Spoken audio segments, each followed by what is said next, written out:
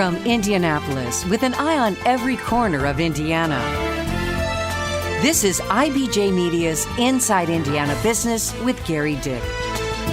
Presented by Ice Miller and Indiana University.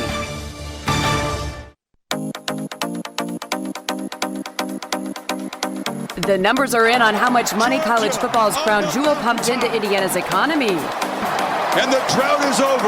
We're on the field at Lucas Oil Stadium to break it all down. Plus, then the check, then the layoff, then the goal.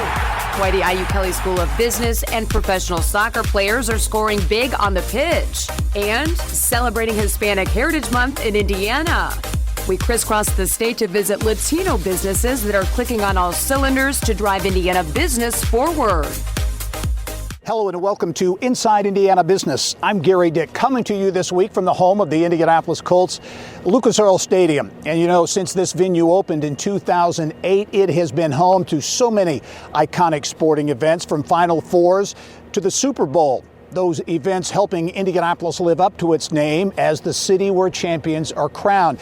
Those big events also have big-time economic impact for Indianapolis and the region. And the numbers are just now coming in on the most recent marquee event here, the 2022 College Football Playoff National Championship game. And joining me now on the field at Lucas Oil Stadium is Susan Boffman, the president of the 2022 CFP Indy Host Committee. And Susan, as always, great to see you. Thank you. The numbers are in, $156.6 million reaction. How does that stack up with expectations? Yeah, we're really excited. We came in over the projected number of $150 million, which was done well before we knew anything about COVID. So the $156.6 million we think was a really solid base, and it was a great boost to the economy starting in January as we kicked off this year. Going inside the numbers, there was a big number in terms of the local wages that were paid to the hospitality sector, for example, hit very hard during the pandemic. So that number very important to an important part of the economy. Definitely. It was $53 million that went directly into the pockets of residents and workers here in the hospitality and the downtown industry. So that was a really good boost, I think, as far as being able to hire people back and knowing they were going to have consistency from January forward.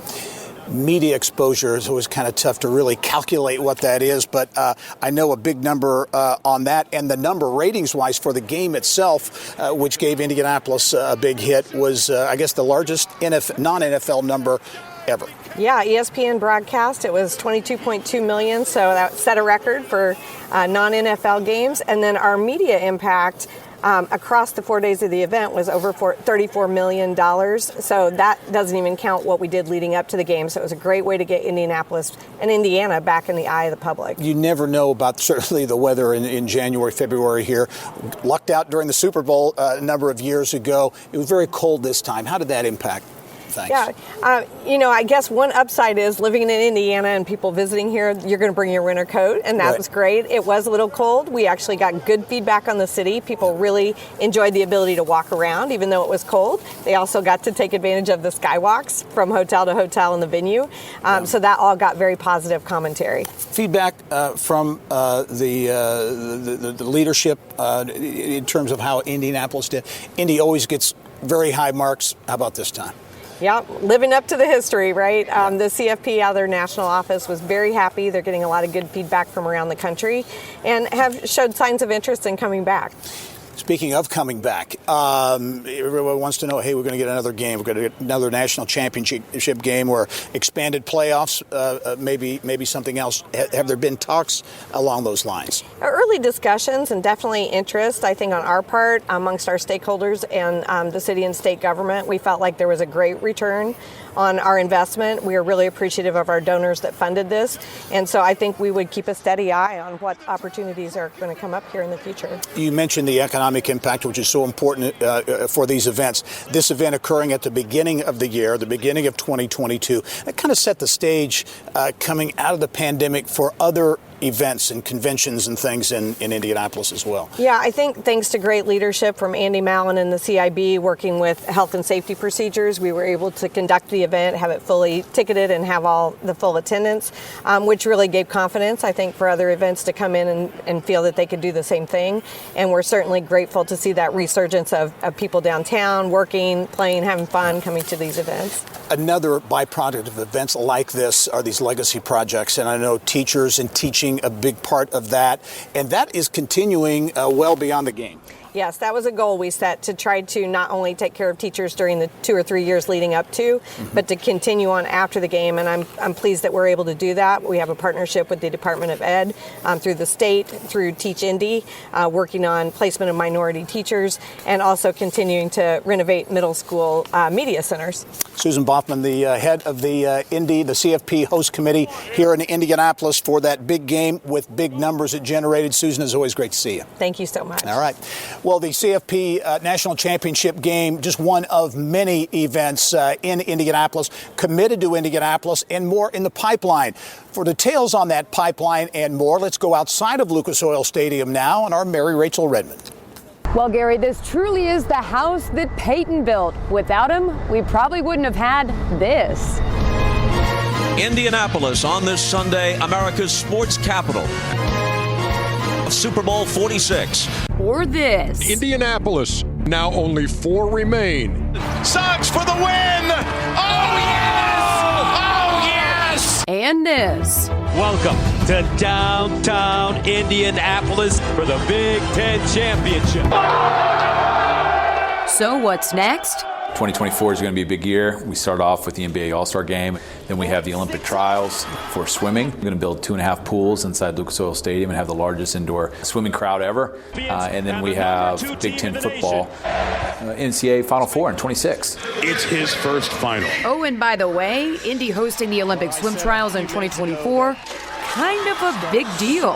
Now better on Nathan Adrian there. It's the only way that the team gets picked to go to Paris for the Olympics. So if you don't perform that night, you don't make the team. It's really going to be the mecca of swimming for 9 nights.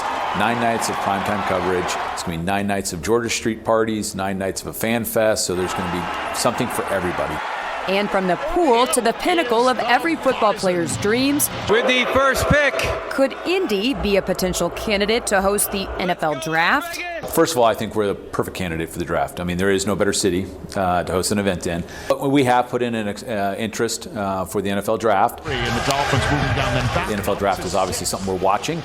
We've sent teams to Cleveland and watched the draft last year to kind of see and envision what that would look like in Indy so that we can put the best foot forward when our opportunity comes. From Gainbridge Fieldhouse to Lucas Oil Stadium, if you're a sports fan, a lot to get excited about over the next 2 years and beyond. Let's send it back to you on the field.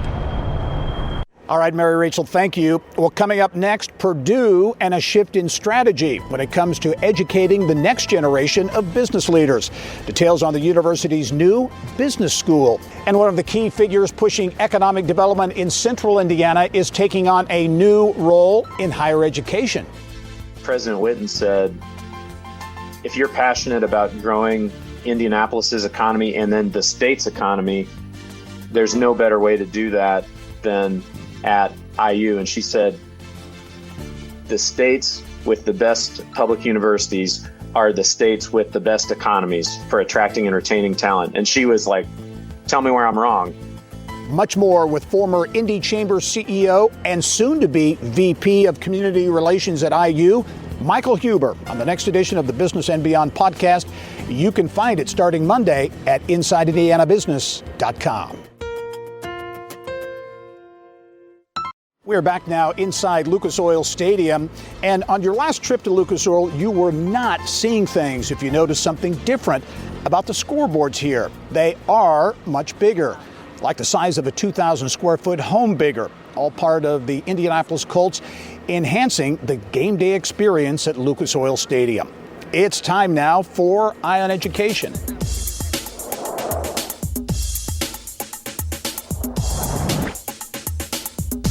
Well, Purdue University is embarking on what it calls a bold new vision to create a business school of the future. The slick state-of-the-art building is part of Purdue's plan to transform its current School of Management into a new School of Business.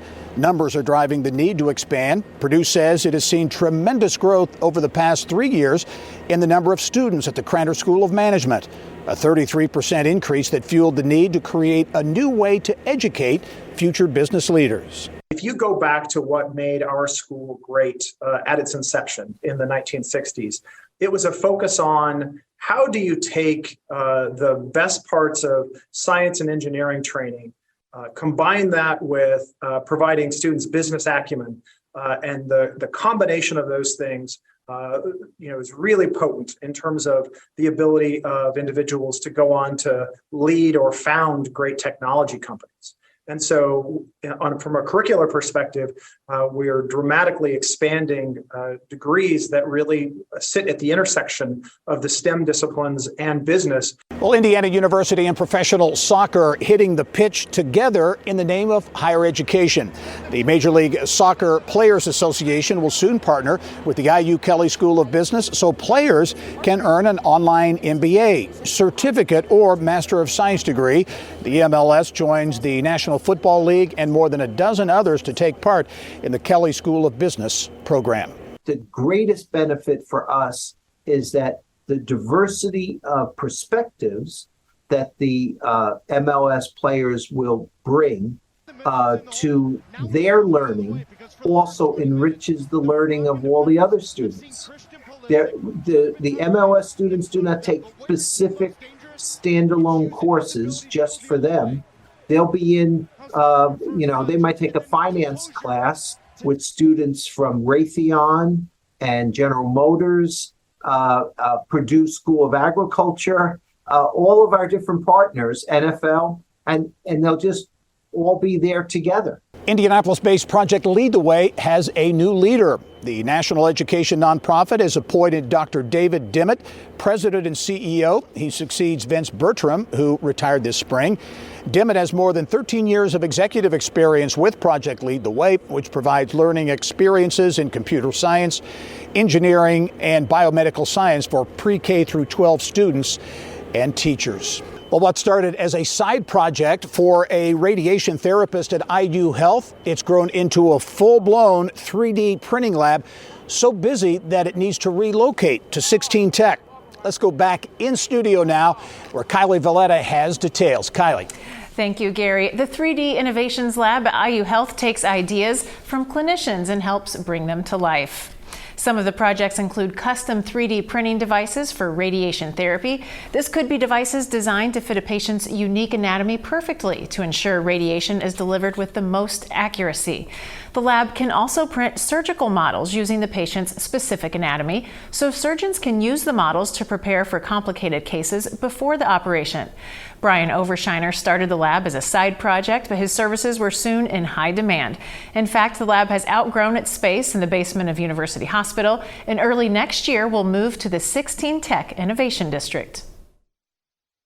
It's a beautiful campus just across the street from our facility here.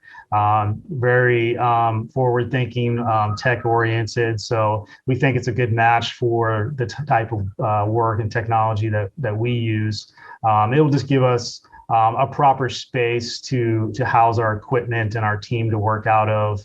And just kind of really allow us to be more creative there. So they have a great makerspace there as well at 16 Tech filled with all kinds of emerging technology tools such as lasers and plasma cutters and vacuum formers and all kinds of things.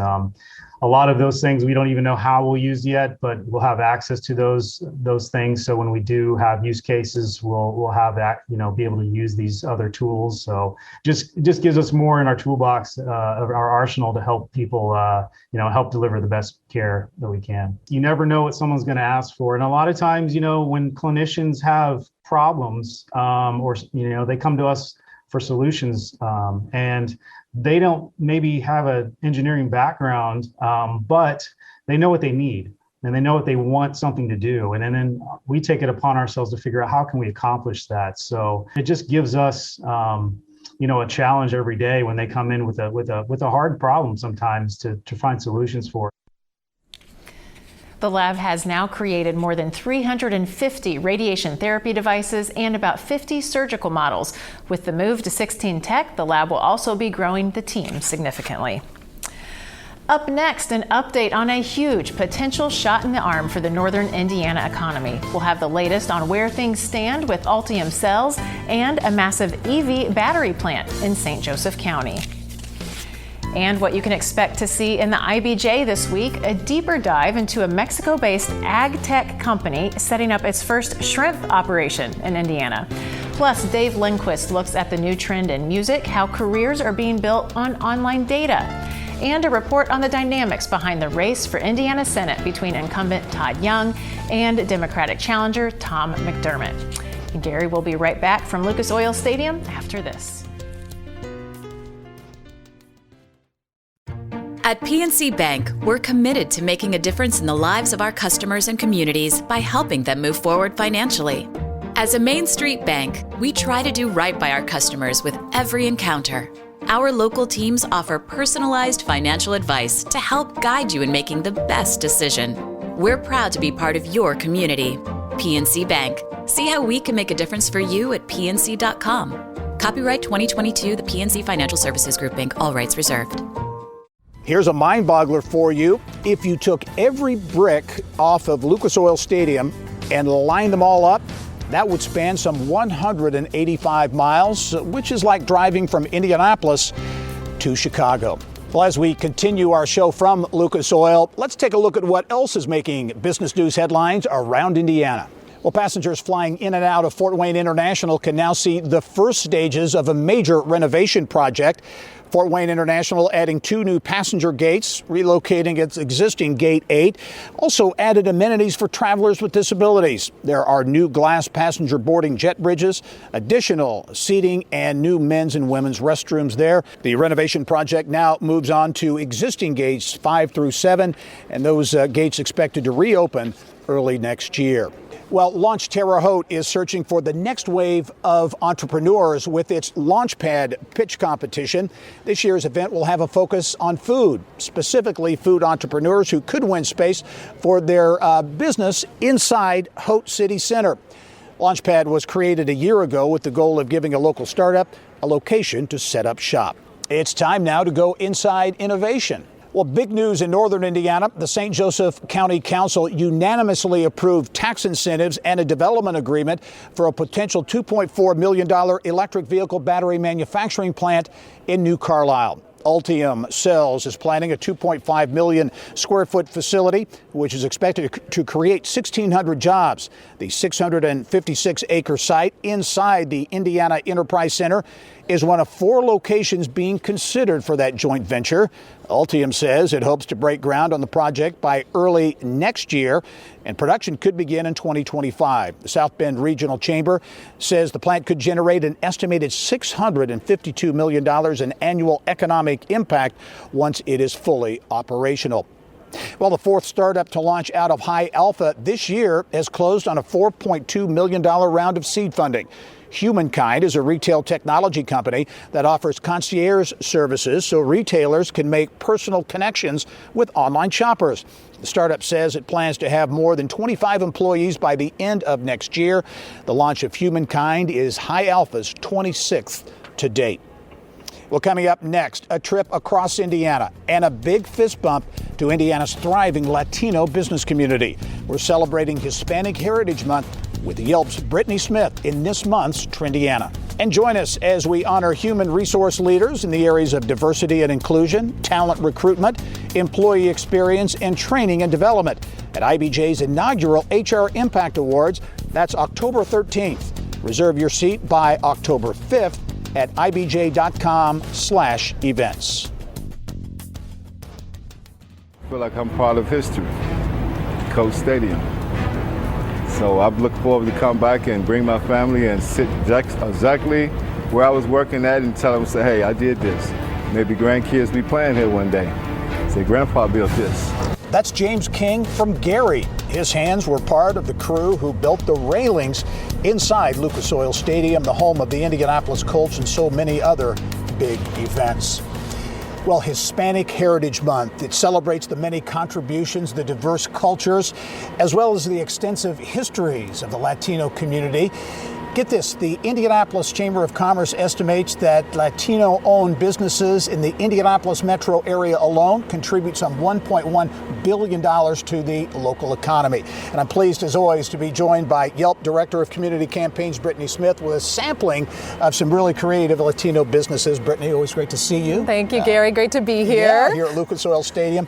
You have a really cool sample. Let's get right to it. Number one, Don Juan's V's Peruvian, which is right here. Yes, right on the southeast side of Indy. This business has actually made our top 100 places to eat in the entire country, and it is a great spot to try out Peruvian food if you've never had it. And again, this whole list is highlighting food businesses, but that's just the tip of the iceberg of businesses having an impact in Indiana. They are known for their Peruvian breakfast that is served all day. Folks love to go there and try out their lomo saltado, which is a beef tenderloin strips with sauteed veggies. It's really a fun business. That sounds very tasty. For our next stop, Taqueria.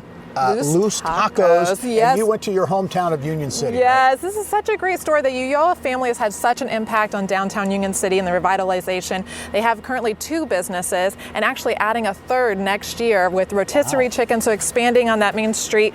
They are known for their torta sandwiches as well as the super burritos, as well as just hosting events in the community and getting folks out to learn more about the Latinx community. You always have a great statewide sampling, and this is another example going to Mishawaka for Caracas Bistro. Yeah, this is one of the highest rated places to eat in the Mishawaka South Bend area. They are known for their Venezuelan street food, so you got to think of beef empanadas, fried plantains, but they're also known if you got a sweet tooth. They've got these milkshakes that are over the top with donuts on top, sprinkles, really fun if you're wanting to try something new. All right, here's a tasty one. In fact, I think that we have right in front of us, Mama Inez Mexican Bakery. Lafayette and Indianapolis. Yes, right? They've got 3 locations, and as you can see, they do a beautiful job with custom cakes, pastries, a lot of your Mexican baked treats that are classics, but they're also known for their tamales that are in the back of the shop, so you got to try those as well. And folks just love in the reviews the atmosphere. When you go in, you get a tray, you get your tongs, you go around and try different baked treats, and it's a really fun business. All right, our last stop, we go to Northeast Indiana, Kikianga Craft. Yeah, this is the first new hard cidery in Fort Wayne. Folks really love the historic aspects to it. So they're using an old apple press. They're got 14 different hard cider taps, so you can try a flight, try a little bit of everything. They've also got local beer and wine on hand. And it's a great time of year to visit with it being apple cider season, and they're doing live pressings right there on site. So make a half day of it. All right, very good. Sounds like a really great trip around the state of Indiana. Hispanic Heritage Month. Brittany Smith, as always, thanks. Thanks so much, Gary. All right. And thank you for joining us on this special edition of Inside Indiana Business, coming to you from Lucas Oil Stadium. We want to thank the folks here at Lucas Oil for hosting us for this week's show. And as we leave you this week, we really want to give you some sights and sounds over the years from Lucas Oil Stadium, the house that Peyton built, and the wide range of big-name events this venue has hosted. Thanks for joining us this week. I'm Gary Dick. Go out and make it a successful week.